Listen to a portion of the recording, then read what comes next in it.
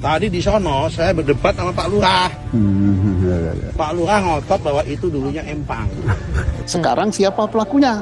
Ya pelakunya jelas itu mulai dari si lurah itu tadi, lurah ngotot itu tadi, lurah mana itu Kohot. Nah, lurah Kohot dia udah ngaku pasti dia ngeluarin dokumen.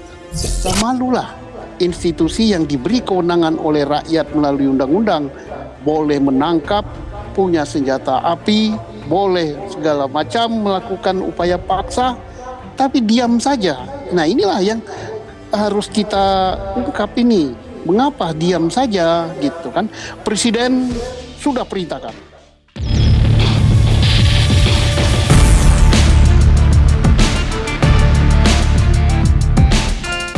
Tapi untuk kita masyarakat juga menuntut siapa di balik semua ini. Nah, Bapak bilang kan masih dalam penyelidikan. Nah, kita mau dalam pemeriksaan. Nah, kita nih masyarakat kita juga sebagai wakil rakyat menunggu-nunggu siapa sih yang jadi dalang daripada semua ini. Kita minta Pak Menteri menyampaikan pada kita, Bu, kasih waktu saya berapa minggu apa-apa gitu. Kalau nelayan sih pikirnya udah kalau memang itu melanggar cabut. Kenapa entar? Kenapa entar nunggu 20 hari segala macam? Udah itu melanggar cabut. Toh ketika masyarakat melanggar jangankan urusan misalnya pagar sampai 30 km lebih nyuri kayu aja langsung dihukum. Gitu kan. Metik kayu aja di hutan lindung dihukum langsung. Maksudnya kok enggak dilakukan itu? Gitu kan. Ini nunggu apa gitu. Misalnya nunggu biar pelakunya ngaku, pelakunya rahasia umum lagi. Lurah-lurah tahu, orang Kohot tahu yakin siapa pelakunya. Orang Serang aja tahu. Tahu semua. Pati tahu. Enggak tahu pura-pura, enggak mungkin enggak tahu. Itu pemagaran yang tadi banyak itu yang dikait-kaitan nama Serang segala macam itu udah lama dan tidak ada satupun nelayan yang ngeluh. Dan sampai sekarang pun nelayan masih bernelayan, tidak ada merasa gimana. Kenapa kayak begitu? Karena tidak ada pengaduan dari dulu juga. Jadi di Kohot itu udah lama, kok sekarang baru dirame-ramein. Itu saya juga kadang-kadang sokeder juga gitu, nggak ada. Bahkan saya bisa buktiin sampai sekarang nelayan masih menelayan, tidak ada larangan, tidak apa. Iya, tidak ada sama sekali. Nah tadi kita sudah datang ke sana. Sampai ke ujung tadi saya sampaikan itu tempat terbitnya sertifikat SHGB yang kami sebut atas nama PT IAM itu, ya. Tadi di sono kan kita sama-sama ke sono tadi. Nah, tadi di sono saya berdebat sama Pak Lurah. Pak Lurah ngotot bahwa itu dulunya empang. Siap. Ya, katanya ada aplikasi, kemudian dikasih batu-batu ini dari tahun 2004 katanya. Karena kalau nggak nyampe sini gitu katanya. Ya, saya nggak mau debat, ini Pak Lurah, ini kampung dia. Kalau kami debat nggak bisa pulang saya nanti. Tapi begini, mau Pak Lurah itu bilang empang, mau Pak Lurah bilang empang. Yang jelas secara faktual, material tadi kita lihat sama-sama. Fisiknya udah nggak ada tanahnya, betul kan? Betul. Nah udah nggak ada tanahnya, karena udah nggak ada tanahnya, saya nggak mau debat soal masalah garis pantai apa nggak mau gitu. Itu toh kalau dulunya empang, kalau yang di sono tadi karena udah nggak ada fisiknya, maka itu masuk kategori tanahnya. Bukan hanya pintu masuk, ini gerbang emas masuk. Jadi kita salut kepada Kementerian ATR BPN, ya, kementeriannya Pak Urison.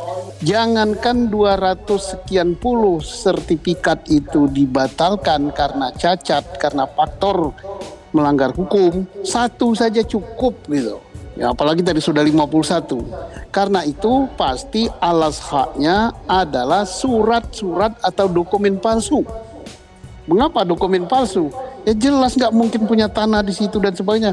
Jadi berpatokan kepada pembatalan yang dilakukan oleh Kementerian ATR BPN entah satu sertifikat, syukur kalau semuanya itu sudah bisa dijadikan sebagai salah satu alat bukti bahwa telah terjadi tindak pidana pemalsuan.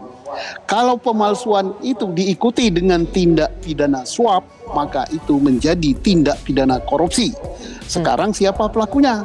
Ya pelakunya jelas itu mulai dari si lurah itu tadi, lurah ngotot itu tadi, lurah mana itu Kohot. Nah, lurah Kohot dia udah ngaku pasti dia ngeluarin dokumen itu. Kemudian siapa lagi? Usut saja siapa yang nerima. Ya, yang nerima misalnya Agung Sedayu dengan anak perusahaan Intan Agung Makmur. Ya nggak mungkin lah nenek moyangnya punya tanah di situ. Kalau nggak mungkin nenek moyangnya punya tanah, dia pasti beli. Belinya pasti nggak beres, notarisnya pasti kena juga itu. Nah, jadi udah gampang usutnya.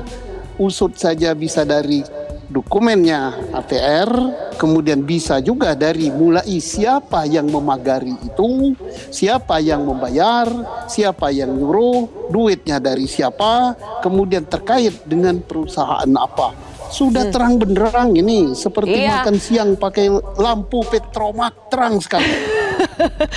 Pak Susno ini udah berkali-kali ya bilang sebetulnya gampang untuk mengusut kasus ini. Tapi Pak, kalau yang ditangkap oleh masyarakat, kepolisian ini masih anteng, belum bergerak mengusut kasus pagar laut, sudah ada laporan. Apakah Pak Susno menangkap ada kesan yang sama Pak, bahwa kepolisian atau aparat penegak hukum yang lain masih sepertinya wait and see?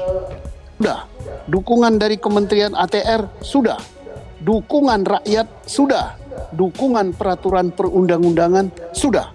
Nah, kalau masih tidak juga dilakukan, berarti ada suatu kekuatan yang bisa menggeser dukungan-dukungan tersebut. Kekuatan apa itu aku tak tahu. Seperti angin laut, apakah ada yang masuk angin ya? Tapi kita tunggulah, kita berikan kesempatan dulu lah.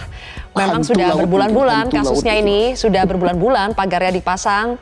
Tapi ya mungkin masih banyak stok kesabarannya ya untuk mengusut ini. Pak Susno, sudah banyak Pak komen-komen pesimis ya dari masyarakat. Apakah APH kita mampu? Atau ada juga yang bilang APH bukannya tidak mampu, tapi tidak berani. Apa iya Pak Susno, kasus yang diduga melibatkan korporasi raksasa itu butuh banyak pertimbangan lain selain pertimbangan hukum? Ya, kita contoh saja Kementerian ATR BPN ya. Berani, dia nggak pakai senjata. Dia tidak bisa nangkap, tapi dia berani. Lah malulah institusi yang diberi kewenangan oleh rakyat melalui undang-undang boleh menangkap, punya senjata api, boleh segala macam melakukan upaya paksa, tapi diam saja.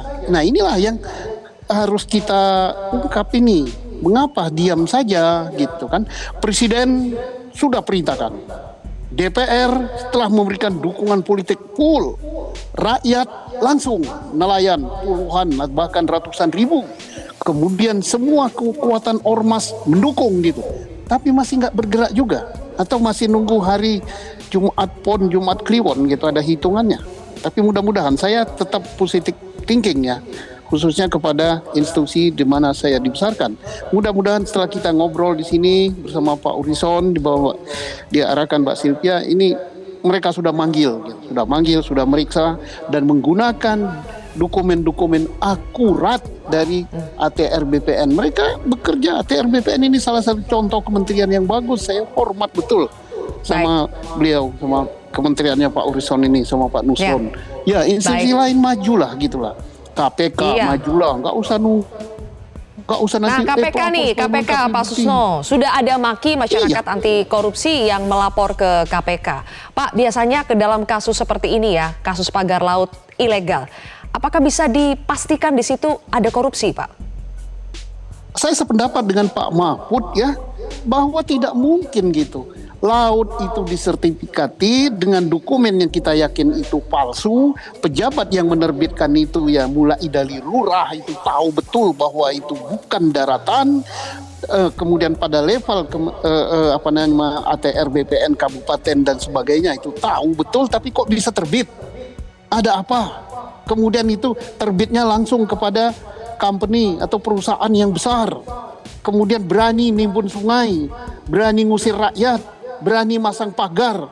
Padahal kita kan ada undang-undang ya, undang-undang tentang pesisir dan pengurangan pulau-pulau kecil. Masang pagar kayak gitu aja diancam hukuman puluhan tahun, dendanya sampai sekian puluh miliar. Nah, ini kekuatan yang aneh gitu. Tapi saya yakin negara lebih kuat dari itu. Oke, Negara baik. lebih kuat dan negara tidak boleh kalah.